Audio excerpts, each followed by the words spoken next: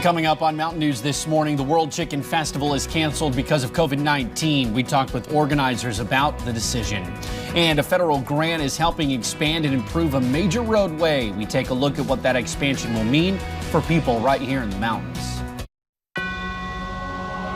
Dedicated to Eastern and Southern Kentucky, this is WYMT Mountain News This Morning.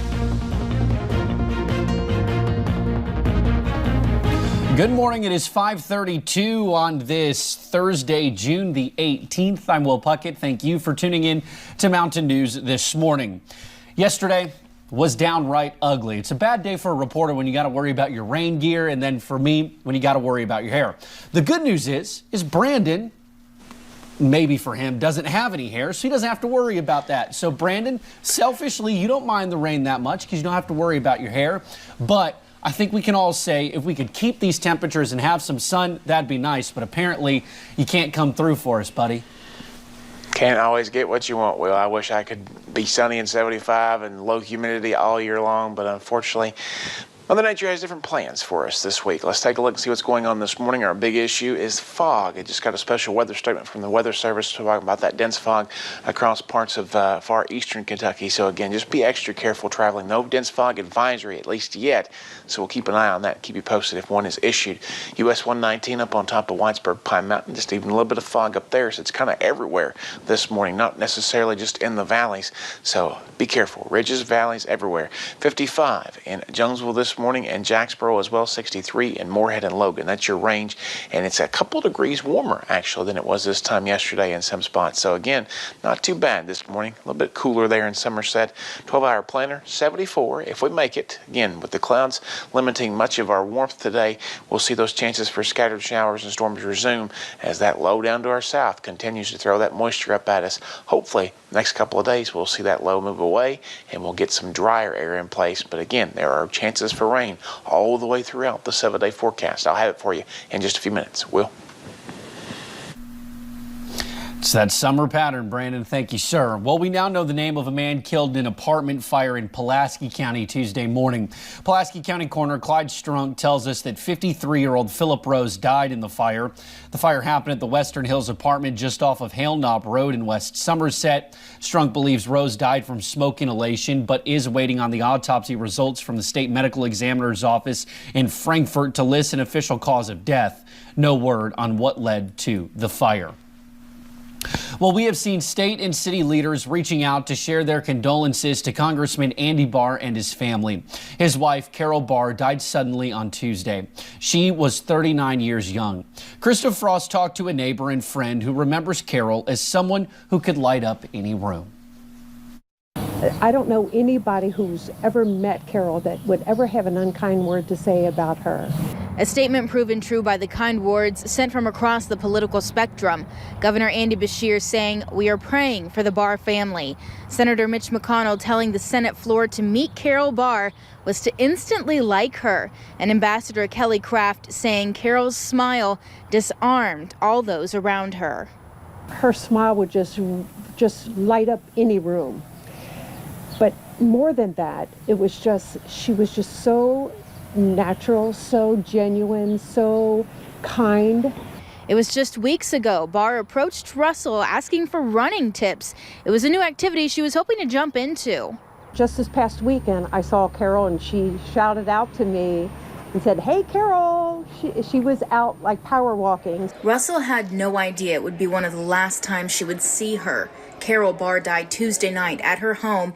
Today, the coroner announced she died of natural causes, specifically naming the cause as mitral valve prolapse, a heart condition affecting a valve.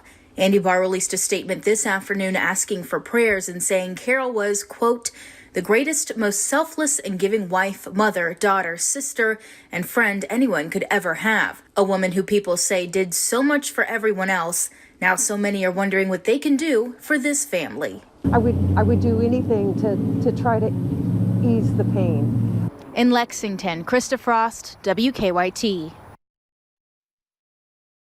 Now, the Fayette County coroner ruled that Carroll Barr's death was due to natural causes, as Krista mentioned. An autopsy found she had a heart condition, and Meanwhile, leaders from across the state are remembering her. We caught up with Senator Mitch McConnell yesterday. She was warm and friendly and sort of a co-partner of Andy Barr in representing the 6th District. She was a great young woman, and this is a really tragic loss. Senator McConnell said Carroll's warm personality filled the room. Well, the Senate passed a bipartisan bill to preserve several beloved Kentucky places. The Great American Outdoors Act increases funding for Kentucky's national parks, wildlife refuges, and forests and other public lands. It invests in preservation and maintenance. Senate Majority Leader Mitch McConnell explains what this means for some of Eastern Kentucky's favorite places. Important to places like Cumberland Gap and the Daniel Boone National Forest. We have not provided adequate maintenance funding for roads, access, that kind of thing for our national parks for years. This addresses that long overdue need. Senator McConnell says this bill will also help increase tourism. The bill now heads to the House of Representatives. Well, this week, guidelines were released on how pools can open back up and safely in Kentucky. For the city of Somerset, that means some new rules at their water park. However, it also means dozens of seasonal jobs. Somerset's mayor says their water park, Summer Splash, does not always turn a profit for the city, but it does bring in thousands of tourists. It's good for our restaurants. It's good for our hotels. And so it's really a community-minded park. Our hope, of course, is that it doesn't cost the taxpayers extra money. But if it breaks even, it's a good year. And with the fixed overhead that we have, being able to open it for 6 to 8 weeks is certainly helpful. The state is allowing pools to reopen on June 29th with some new guidelines. The capacity for pools will also be limited based on their size. Well, the World Chicken Festival in London celebrates the legacy of Colonel Sanders and Kentucky Fried Chicken. This year would have marked the 31st year, but due to COVID-19, it's now canceled. WIMT's Lacey Roberts talked to coordinators of the festival about the tough decision. As the decision to cancel events across Kentucky continue to grow, the World Chicken Festival is now added to that list. As a coordinator, it really honestly saddens me to have to cancel that. Kelly Burden is the current coordinator of the festival. And just 30 years ago, her father, Ken Harvey, was the original coordinator. It's going to impact our community just because it's something that's been a tradition for so many years. Not just for her family, but an entire community. Whether it was eating at our world's largest skillet or taking the grandkids out to our carnival rides. The decision to cancel the festival was not easy. There's too many variables, there's too many unknowns, there's too many unanswered questions, and there's too many people that want social distance. And the ability to control the environment. Too many entrances and exits in and out of the festival. But the big question. Can we do this festival safely for everyone involved? No. Based on the recommendations of our local health and safety officials, and our executive committee, we felt we had no choice. In London, Lacey Roberts, WIMT Mountain News. Now, as some of these events are going virtual, organizers said a virtual chicken festival is not the World Chicken Festival, but they are working on holding smaller scaled events in the future. Well, we have a traffic update for you here in Perry County. Transportation officials want drivers to know the Hazard-Jackson exit coming from eastbound Highway 80 to Kentucky 15 will be closed for several hours on Friday. The entrance ramp to westbound Highway 80 will also be closed. Officials say they are blacktopping the ramps. Well, a federal grant is helping expand and improve a major eastern Kentucky roadway. The $55 million grant will expand an 11-mile stretch of the Mountain Parkway from 2 to 4 lanes. The goal of the project is to reduce travel time, keep people safe, and improve the flow of goods and products between I-64 and eastern Kentucky. Well, with Wolfe County, we're like a midway point between Lexington and Hazard, and Lexington and Pikeville, which are the two biggest cities, I think, in southeastern Kentucky. So it's really good for Wolfe County. Wolfe says he hopes this will spur economic growth in the area. Actually, that should be Booth hopes this will spur the economic growth in the area. The project is expected to be completed by 2027. Well, calls have come in from across the country calling for the 3 officers involved in the death of Breonna Taylor to be fired and charged. But a 2015 memorandum of understanding says that the police chief can only suspend officers without pay in very limited circumstances, and evidence like video, photos, or audio recordings is necessary. Mayor Greg Fisher says if this case had video similar to what happened with George Floyd, the officers could immediately be fired. Under the contract, a chief cannot suspend officers without pay until an investigation is complete. Well, with Black Lives Matter demonstrations popping up across the nation and people working to spread love and unity in the streets, one Pike County man is working to do the same in his shop. WYMT's Buddy Forbes has more about one tattoo artist at Sacred Mountain who is covering hate with a fresh coat of ink.